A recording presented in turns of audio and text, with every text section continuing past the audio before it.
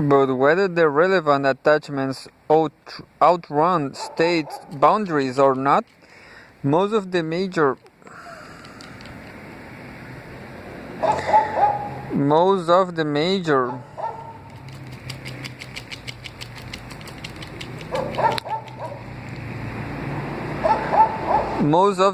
primordial battles are for the moment being fought within them. A certain amount of international conflict focusing around, or at least animated by, primordial issues does exist among the new states. The hostility between Israel and the Arab neighbors, and the quarrel of India and Pakistan over Kashmir are the most prominent cases, of course. But the embroilment of two older states, Greece and Turkey, over Cyprus is another case. The tension between Somalia and Ethiopia concerning an essentially irredentist problem a third. The Indonesian difficulties vis-à-vis Peking with respect to the issue of dual citizenship for Chinese residents of Indonesia a fourth, and so on. As the new states solidify politically, such disputes may well grow both more frequent and more intense, but as of now, they have not yet become, with the exception of the Israeli-Arab conflict and sporadically the Kashmir problem, paramount political issues, and the immediate significance of primordial differences is almost everywhere primarily domestic, though this is not to say that they are therefore without important international implications. The constructions of a typology of the concrete patterns of primordial diversity that are found within the various new states is severely hampered, however, by the simple lack of detailed and reliable information in the overwhelming majority of the cases. But again, a gross and merely empirical classification can nonetheless fairly easily be devised, and should prove useful as a rough and ready guide to a wilderness otherwise uncharted, and facilitate a more incisive analysis of the role of primordial sentiments in civil politics than is possible in terms of pluralism, tribalism, parochialism, communalism, and the other cliches of common sense sociology. 1. One common and, relatively speaking, simple pattern seems to be that of a single dominant and usually thought, not inevitably, larger groups set over against a single strong and chronically troublesome minority. Cyprus with Greeks and Turks, Ceylon with Sinhalese and Tamils, Jordan with Jordanians and Palestinians, though in this last case, the dominant group is the smaller.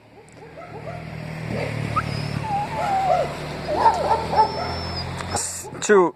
Similar in some ways to this fierce pattern, but more complex, is that of one central, often enough in a geographic sense as well as a political, group, and several mediumly large and at least somewhat opposite peripheral groups. The Javanese versus the outer island peoples in Indonesia, the Irrawaddy Valley Burmese versus the various hill tribes and upland valley peoples in Burma. the Central Plateau Persians, and the various tribes in Iran, though again this is not strictly a new state. The Atlantic Plain Arabs, encircled by the diverse Berber tribes of the Rif, the Atlas and the Sous, the Mekong Lao and the tribal peoples of Laos, and so on. How so far a pattern is to be found in Black Africa is unclear. In the one case where it might have crystallized with the Ashanti in Ghana, the power of the central group seems to have, at least temporarily, been broken. And whether in a new state the Baganda people will be able to maintain, or perhaps now regain, their dominant position vis-a-vis the other Uganda groups through their greater education, political sophistication, and so on, and despite their comprising but about a fifth of the population, remains to be seen. 3. Another pattern that forms an internally even less homogeneous type is a bipolar of two nearly evenly balanced major groups, Malays and Chinese in Malaya, though there is also a smaller Indian group, or Christians and Muslims in Lebanon, though here both groups are actually aggregates of smaller sects, or Sunnis and Shiis in Iraq. The two regions of Pakistan, although the western region is far from wholly homogeneous within itself, gave that state a sharply bipolar primordial pattern, which has now torn it in half.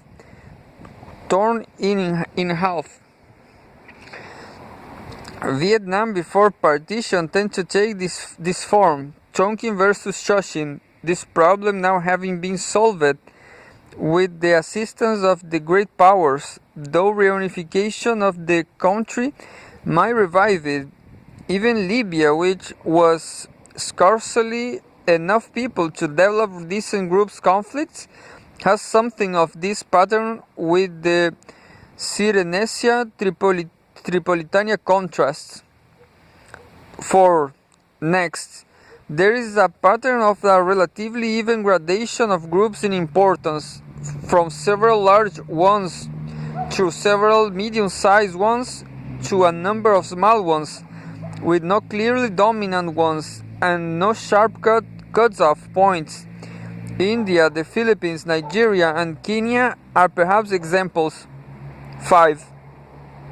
Finally, there is simple ethnic fragmentation, as Wallerstein has called it, with multiple small groups, into which somewhat residual category it is necessary to toss much of Africa, at least until more is known about it.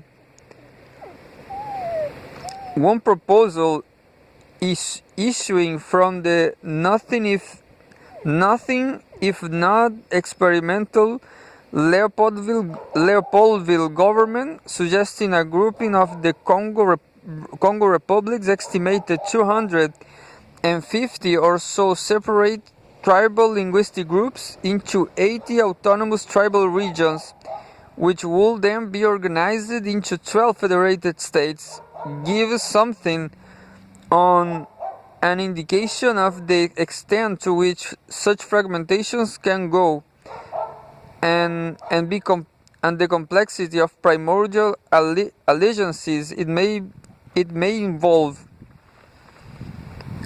The world of personal identity collectively ratified and publicly expressed is thus an ordered world. The patterns of primordial identification and cleavage within the existing new states are not fluid, shapeless, and infinitely various, but are definitely demarcated and vary in systematic ways.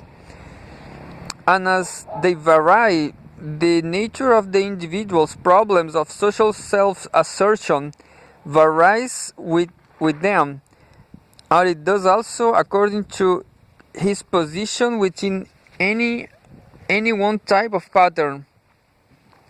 The task of securing recognition as someone who is somebody to whom attention must be paid appears in a different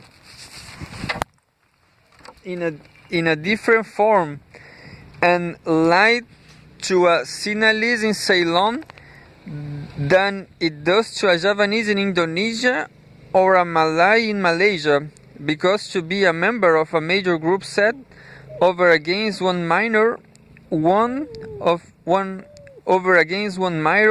is a quite different matter from being a member of such a group over against a plurality of minor ones or another major one. But it appears also in a different form and light to a Turk in Cyprus than to a Greek, to a Karen in Burma than to a Burmese, to a Tiv in Nigeria than to a Wassa, because membership in a minor group places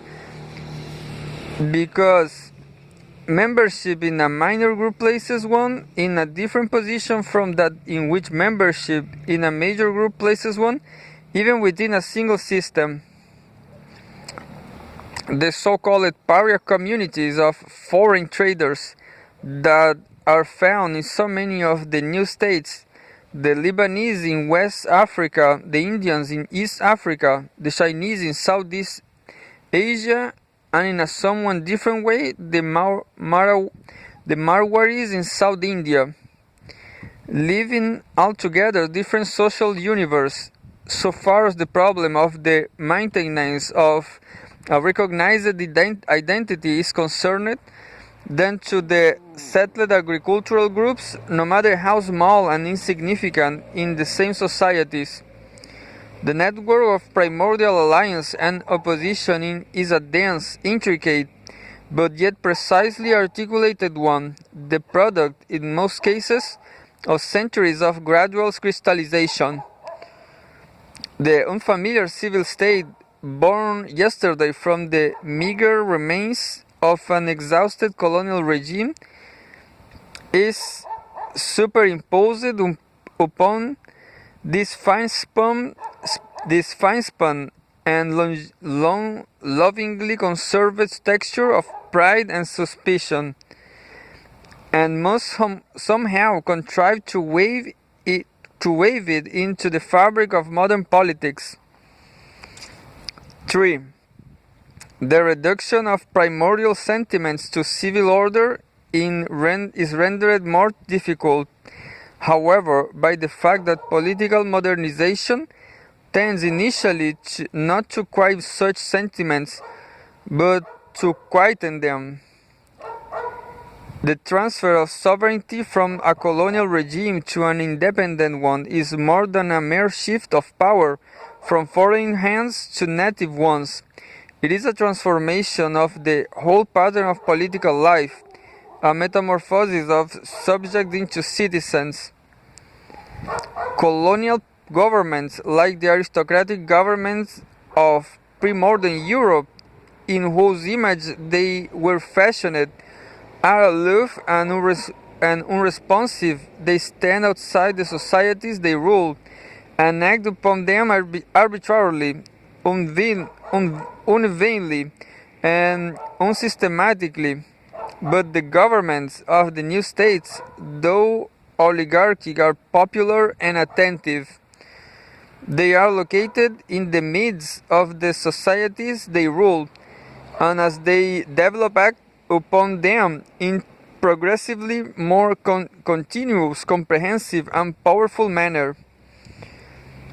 For the Ashanti cocoa farmer, the Gujarati shopkeeper, or the Malaysian Chinese tin miner, his country's attainment of political independence is also his own attainment, willy-nilly, of modern political status, no matter how culturally traditional he may remain, nor how ineffectively and anachronic Anachronistically, the new state may in practice function. He now becomes an integral part of an autonomous and differentiated polity that begins to touch his life at every point except the most strictly private. The same people which has hitherto been kept as far as possible from government affairs must now be drawn into them. The Indonesian nationalist Syari wrote on the eve of World War II, defining exactly the character of the revolution that was in fact to follow in the Indies over the next decade, that people must be made politically conscious. Its political interest must be stimulated and maintained. This distrusting of a modern political consciousness upon the mass of a still largely unmodernized population does indeed tend to lead to the stimulation and maintenance of a very intense popular interest in the affairs of government, but as a primordially based corporate feeling of oneness remains for many the fons origo of legitimate authority, the meaning of the term self in self-rule. Much of this interest takes the form of an obsessive concern with the relation of one's tribe, region, sect, or whatever to a center of power that, while growing rapidly more active, is not easily either insulated from the web of primordial attachments, as was the remote colonial regime, or assimilated to them, as are the workaday authority systems of the little community. Thus, it is the very process of the formation of a sovereign civil state that, among other things, stimulated sentiments of parochialism, communalism, racialism, and so on, because it introduced into society a valuable new prize over which to fight and a frightening new force with which to contend. The doctrines of the nationalist propagandists, to the contrary, notwithstanding Indonesian regionalism, Malaysian racialism, Indian linguism, or Nigerian tribalism, are in their political dimensions not so much the heritage of colonial divide and rule policies, as they are products of the replacement of a colonial regime by an independent, domestically anchored, purposeful unitary state. Though they rest on historically developed distinctions, some of which colonial rule helped to accentuate and others of which it helped to moderate, they are part and parcel of the very process of the creation of a new polity and a new citizenship. For a telling example is in this connection, one may look to Ceylon, which, having made one of the quietest of entries into the family of new states, is now, in 1962, the scene of one of its noisiest communal uproars. Ceylonese independence was won largely without struggle. In fact, without even very much effort. There was no embittered nationalist mass movement, as in most of the other new states, no loudly passionate hero leader, no dear colonial opposition, no violence, no arrests, no revolution really. For the 1947 transfer of sovereignty consisted of the replacement of conservative, moderate, aloof British civil servants by conservative, moderate, aloof British educated Ceylonese notables who, to more nativistic eyes at least, resembled the former colonial rules in everything but the color of their skin.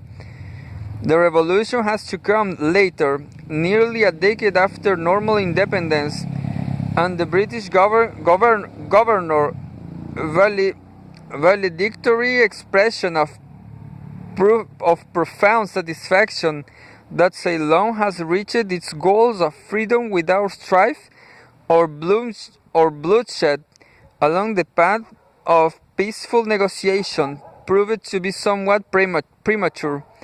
In 1956, while Tamil Sinhalese riots claimed more than 100 lives, in 1958 perhaps as many as 2,000.